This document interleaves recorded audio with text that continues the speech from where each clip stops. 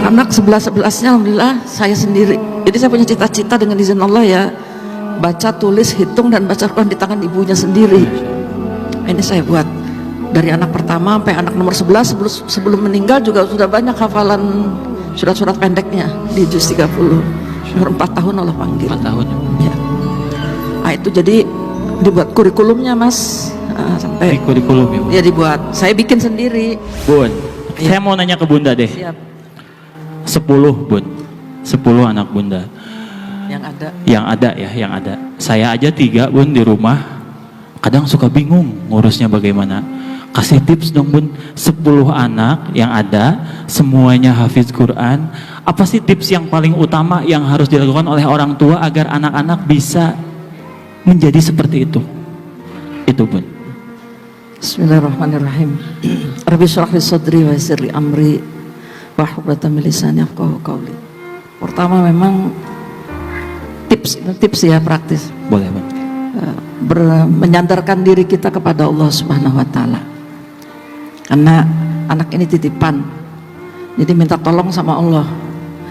Hari itu kok saya tiap tahun melahirkan. Jadi orang lihat saya itu kalau nggak gendong di dalam, gendong di luar. Anak yang paling dekat umurnya itu nomor 1, nomor 2, sama nomor 6 dengan nomor 7 dengan nomor 8. Nah alhamdulillah ke-4-4-nya sudah selesai 30 juz dan ya secara umum Allah beri karunia berprestasi.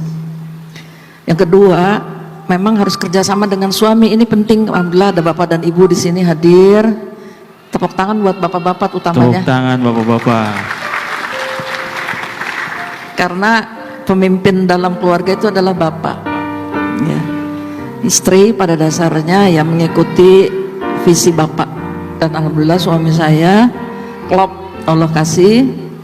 Ya, dia sibuk dakwah, tahu-tahu dilihat sampai rumah anaknya udah pada pintar ngaji. Masya Allah. Udah bisa baca Quran, hafalannya sudah nambah. Begitu lihat saya hamil terus, jadi dia ambil anak yang paling gede untuk setoran hafalan sama bapak. Nah, saya sementara pegang adik-adiknya. Yang ketiga, memang ini tips juga ya, saya kira penting Bapak Ibu membuat peta kayak kurikulum lah gitu. Ada target-target, misalnya anak kita umur 6 tahun harus sudah selesai membaca Al-Quran dengan bacaan dan tajwid yang benar. Jadi dulu cita-cita saya sebenarnya bukan menjadikan anak-anak hafiz, tapi kepingin anak-anak jadi anak yang soleh. Insya Allah. Nah, soleh itu mencakup semuanya. Nah, Allah kasih ya kemudahan untuk menghafal Al-Quran. Ini juga sesuai insya Allah dengan perintah Allah dalam Al-Quran. Rabbi habli minas solihin. Juga hadis Rasulullah SAW, waladun solihun yad'u lahu. Jadi yang diminta oleh Allah kepada kita bagaimana mendidik anak-anak menjadi anak yang soleh. Nah itu, jadi saya suka nangis juga nih, sebenarnya nangis sama dengan anak-anak. Boleh Bu, nggak apa-apa. Kalau nangis saya itu kalau anak-anak udah di atas 7 tahun, saya takut mereka nggak bisa baca Quran. Masya Allah. Jadi saya sampai yang ini keempat ya, janji saya kepada Allah, pokoknya gimana jangan sampai anak-anak bisa baca Quran di tangan orang lain.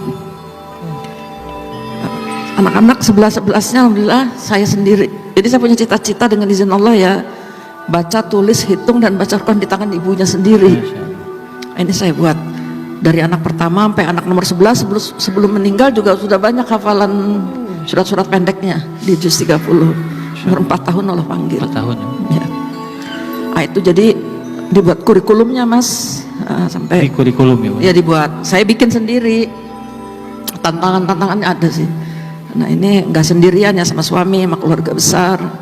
Tapi memang harus istiqomah. Istiqomah. Itu yang kelima, kita harus konsisten. Kenapa bisa konsisten? Saya kira ini juga hadiah dari Allah Subhanahu wa taala, hidayah. Dan tiba-tiba ada perasaan takut kalau saya tiba-tiba Allah panggil anak-anak saya belum bisa baca Quran. Karena Al-Quran itu penting sekali dalam kehidupan kita. Ya alhamdulillah kemudian Allah buka pintu-pintu lainnya. Saya kira ini insya Allah. Masya Allah. Boleh tepuk tangan sekali lagi, itu luar biasa. Saya kayak ngerasa ngobrol sama ibu saya sendiri, maaf ya Mas ya. Soalnya saya juga kalau ngobrol sama ibu kayak gini. Tapi memang tips-tips ini, wah super semua Kak Danu. Banget. Alhamdulillah. Bagaimana? Belum tentu bisa ngelakuinnya juga nih. Tapi tadi jadi motivasi juga buat saya di rumah nanti. Bang Ari juga gitu ya? Iya, Punya 3 aja Bang Ari ya? 3 betul. Tapi nggak sulung semua sih. Saya juga tadi bercanda kok. Bercanda. Jadi jadi keluarga itu ternyata memang bisa dijadikan sebuah tim. Betul. Gimana caranya bisa bersama-sama saling kerjasama ya Bu ya. Iya. Saling bantu membantu gitu. Yang udah bisa ngajarin adiknya gitu mungkin ya Bu ya. Iya, saya buat seperti itu. Jadi anak-anak jarang keluar rumah. Saya bikin anak nomor 1 bertanggung jawab dengan anak yang nomor 9. Oh iya. Anak yang nomor 2 bertanggung jawab dengan anak yang nomor 10. Jadi tingkat kesulitan yang paling tinggi dipegang oleh anak yang paling besar. Masya Allah. Sampai sekarang jadi masih ikatan saudara itu. Alhamdulillah. Jadi tidak hanya sekedar hubungan saudara damia ya, nah, tapi juga hubungan-hubungan ideologis. Nah, ini saya bilang ini kelak akan menjadi saksi nanti di hadapan Allah bahwa tugas ibu